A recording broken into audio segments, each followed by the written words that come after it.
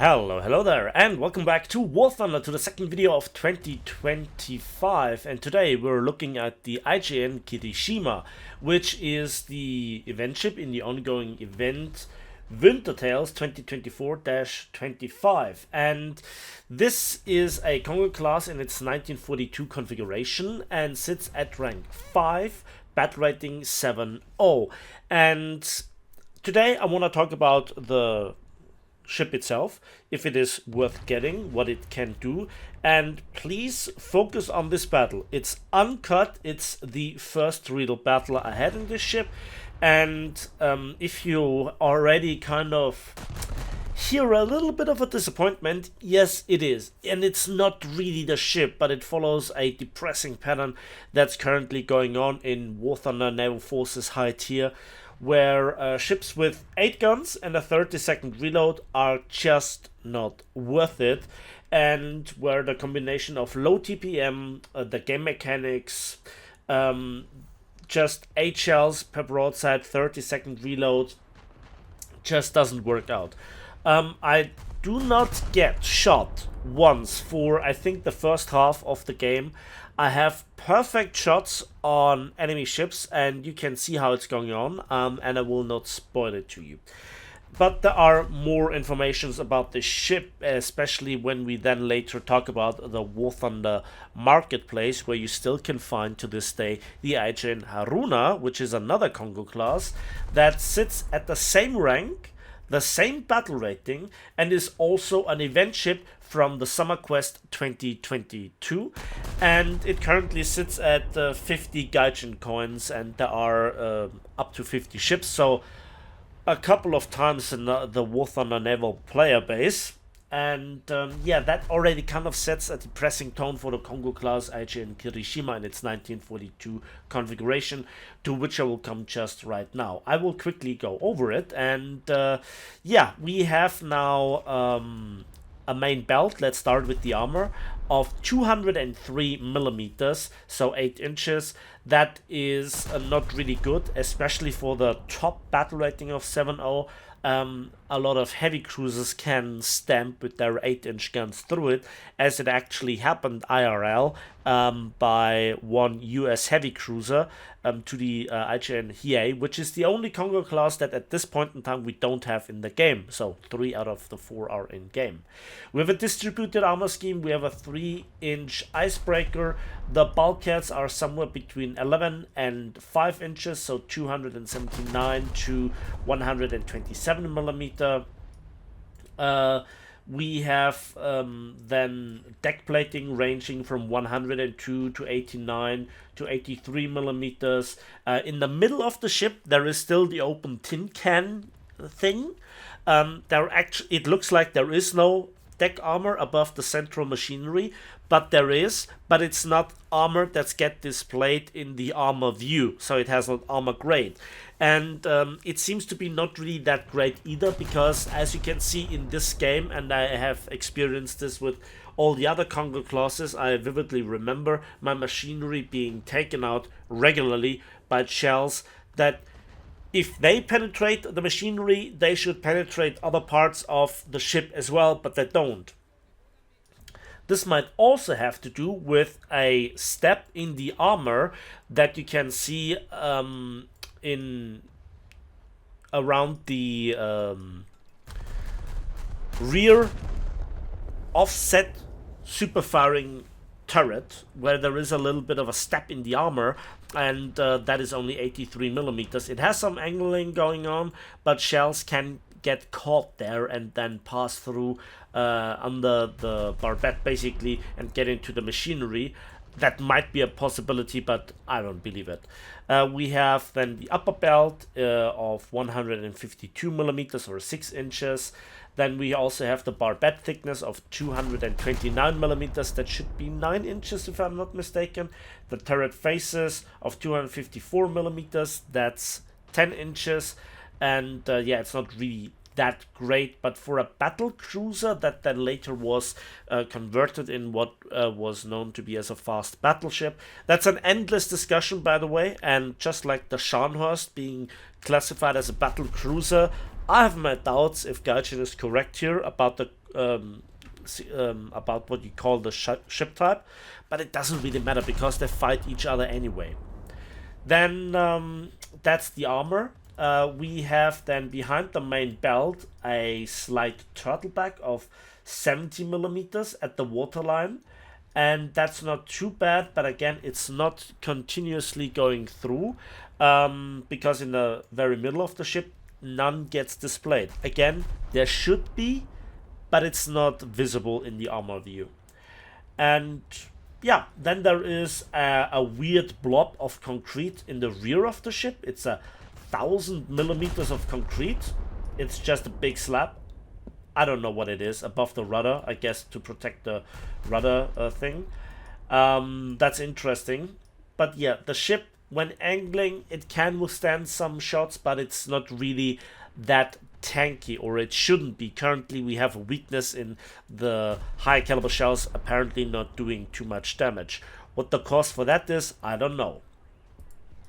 The magazines are for the front firing group just below the waterline, right? It's not quite at the waterline, but just below it, so in theory they can be hit.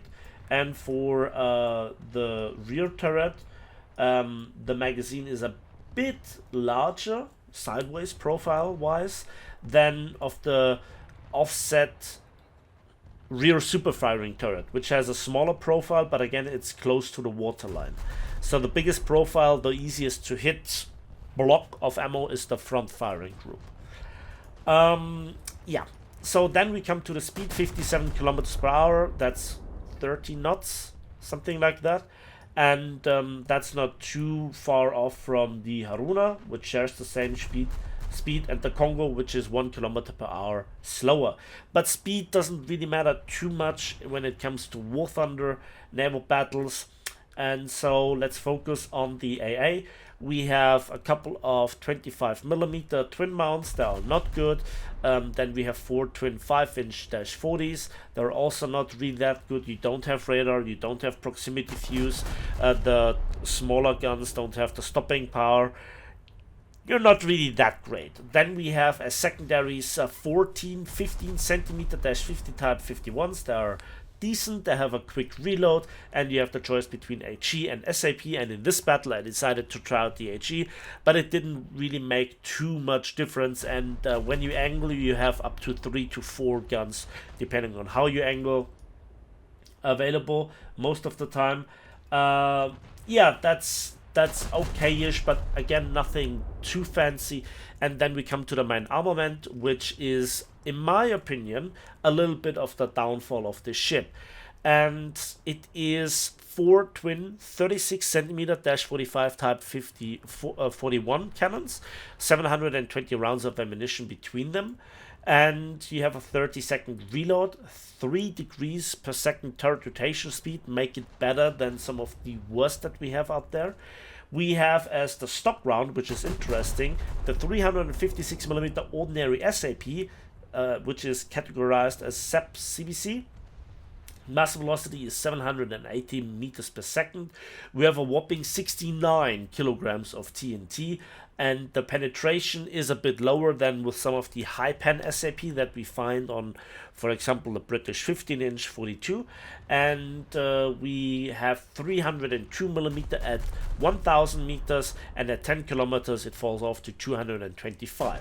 Now, if that hits a destroyer or a cruiser, that's gonna hurt. If it doesn't overpenetrate and you fire at something angled but you penetrate the armor, that's going to do a lot of damage. If it hits in the right spot, and that's a big if, it causes actually big flooding. Okay, so this shell is a stock shell, not the worst out there. As a tier 1 upgrade, we get the 356mm type 91 APC round. That is the better 14-inch AP round, 771 meters per second muzzle velocity, and it has a bursting charge of 11.7 kilograms. Penetration is 636 millimeters at 1000 meters, and at 10 kilometers, that's the reference, we get to 473 millimeters. That's like the US 14-inch 45s, the Kronstadt at 10 kilometers, So you are up there. You have the penetration, but you're not really outstanding. And then as a tier 2 upgrade is the 356mm common type O HE shell with a nose fuse, less than 30 kilograms of TNT, 805 meters per second muzzle velocity, and a universal penetration from the blast of 67 millimeters. Now, looking at how bad HE is in War Thunder, everything above a patrol boat is not really that impressed. Yeah, the highest yield for an HE nose fuse is still the British 13.5 inch with 88 kilograms of TNT, and you're less than half of that. So you can imagine that this is not good. It's almost a third, so that's not really good. So the AP it is versus all other battleships. And because you're at 7.0, you're at top tier. And you are now the 8th ship at battle rating 7.0 and practically the 9th. Because the IJN Yamashiro, the premium Fuso class, is for all intents and purposes just like the IJN Fuso and IJN Hyuga and IJN Ise, also a ship equipped with 12 14-inch guns of the similar type. Some of them have a bit worse ammunition, but it's not making that much of a difference. And already we can see a big problem. If there are battleships that are slower but have more armor, have 50% more firepower or 50% more guns, effectively the same armor or shells, you kind of see that what are you doing at battle rating 7.0, and that's before we talk about the IJN Mutsu and in particular the IJN Amagi. The Amagi is just a prime example. The Amagi at the same battle rating within the same tech tree, categorized as a battle cruiser, has 10 instead of 8 guns, has a reload of 24 seconds instead of 30 seconds, has much more penetration and bang and reliability, has more armor, is equally fast, has equally bad anti-aircraft, but effectively that ship works. The IJN Haruna, IJN Kongo, and in this case the IJN Kirishima have a massive problem with having only 8 guns with 30 seconds reload. And it's the same story like with the British HMS Barham or the recent video on the Arkhangelsk, which is the British R-class given to the Soviets with its World War I shells. The shells just, some of them hit, but not enough, and those who hit then just seem to do damage, over penetration or whatever. The impacts look spectacular, the results are really disappointing, and that's basically the TLDR of the ship. And I wouldn't really blame the ship. Currently we have a massive problem within War Thunder that big gunships really don't count much, and it's really super frustrating. If you say, oh well, but then it's good against cruisers. Well, if you don't angle due to your not so great armor, they actually can hurt you, and they can also knock out your main batteries. And if you say, okay, I want to be good at fighting cruisers, ships like the Scharnhorst, the Kronstadt, you know, those ships with 20-second reload or less, and more guns, and better armor, and better AA, and better, you know, gun handling characteristics, equally fast. Wow, they are just so much better at everything that you do. The compression at top tier naval is insane. Nobody would be really angry if this ship would go to 6.7, except the 5.7s, which are heavy cruisers. And against those at distance, yes, you have a good chance of beating them. Yes, of doing massive damage, where you then can try out the various different shell types. But it's not fun. It's not glorious. It's not entertaining. It's not rewarding. It's kind of an exercise in futility. Look at this. I'm just entering the big artificial circle on an open ocean, and I stopped there to not just get too much forward but still count towards the victory of our team. And for the better part of now 14-15 minutes, I'm sitting here lobbing shells at range. That's it. That's your reward for playing the daily tasks or for golden eagling them. You already have a similar ship in the tech tree, the IJN Kongo, if you want to have it. There are better ships that you can buy as premiums with the IJN Yamashiro. The entire tech tree line is better. I don't know. And even if you have the IJN Haruna already with a talisman and you have it, why would you get the Kirishima as a backup? I don't think it's really worth it. And that comes then to the question, is this thing worth getting and selling on the marketplace? And the answer is only in the long run, only really if you hold your breath for years to come. And here we still have the IJN Haruna currently on the marketplace with 50 Gaijin coins. I don't think that this is really worth it. The time spent on it, come on. Get a job, work, and you're quicker earning your 50 bucks that way than playing the game in the current state. Oh boy, it's not fun. It's not interesting. And I really have taken a break after I played the game. After I was so bored by it. There are so many things currently wrong with top tier naval forces. I like the concept. I want to see something else than World of Warships. But hey, this ship would have been okay as a top tier ship like half a decade ago. Like real time. Like Corona. Start of Corona, right? This ship would have been okay. But this is not good. This is not good right now. And when this ship is 7-0, something like the Amagi needs to be at least 7-7 or 8-0. The difference in firepower, in performance, in effectiveness, in fun, in anything is just mind-boggling. And that's just the mild take on it. I literally could rage for hours, but I'm sorry if you're looking for an objective characterization of the ship or how to judge it.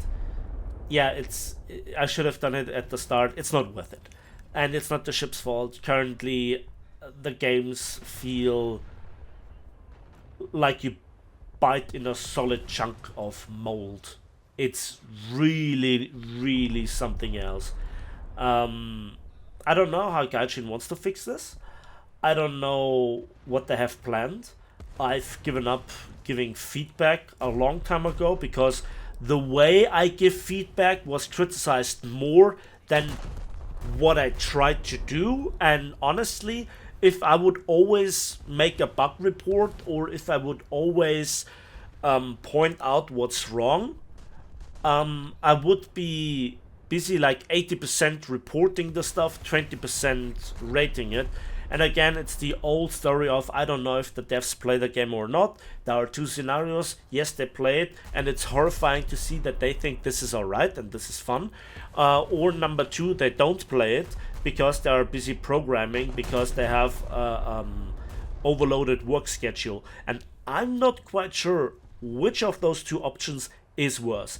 Regardless of this, the person in charge, the responsible person, has not done its job correctly or at all. And that was basically a kill by either fire or that guy bailing out. I don't know. I don't care.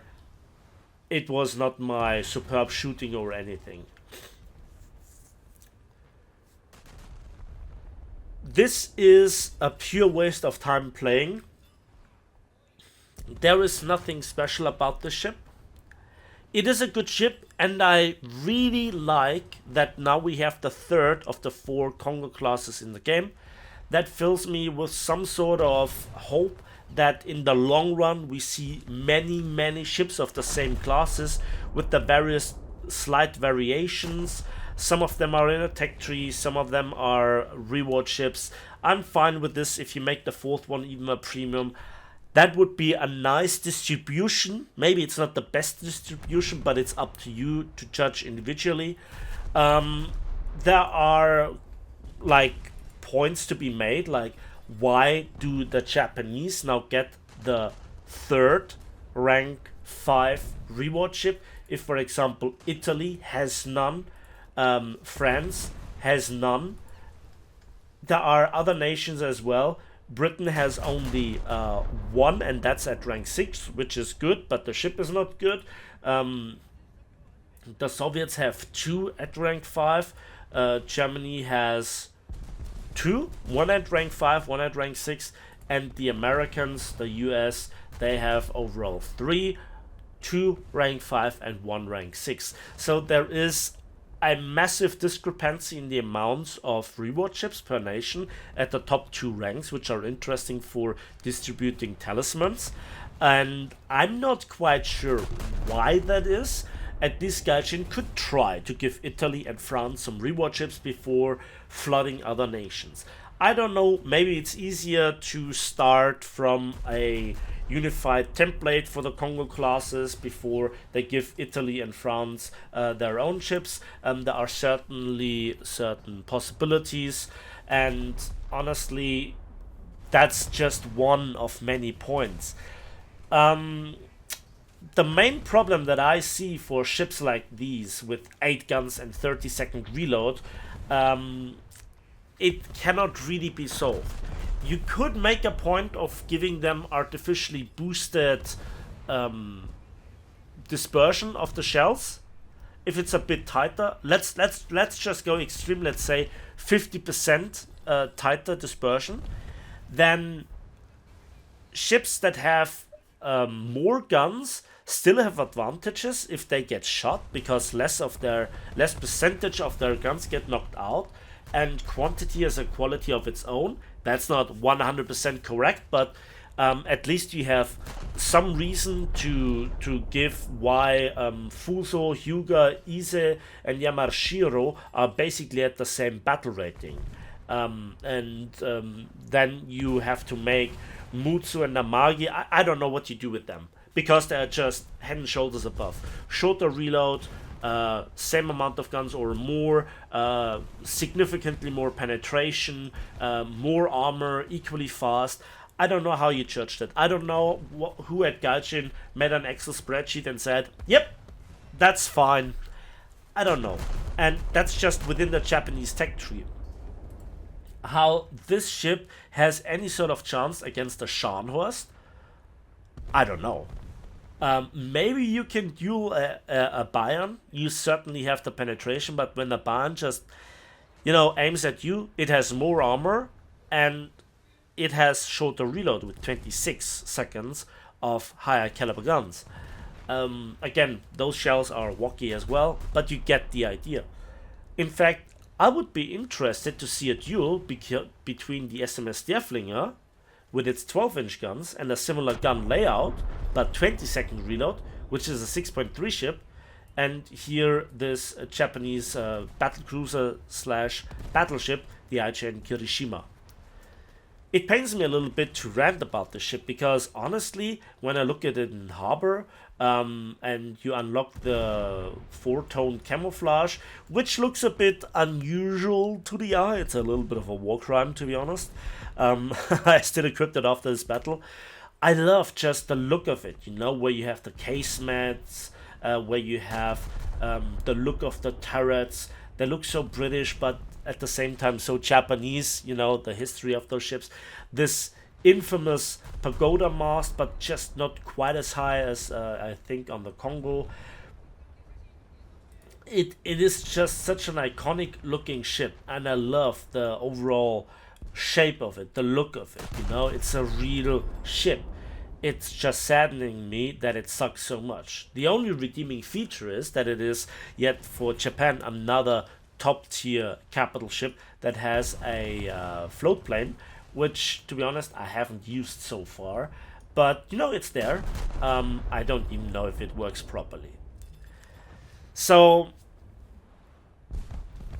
I wanted to show you this battle in full, and I hope, and I'm sorry to say this, I hope that you're still there, and I hope that you're annoyed, because this is the most honest take I can make.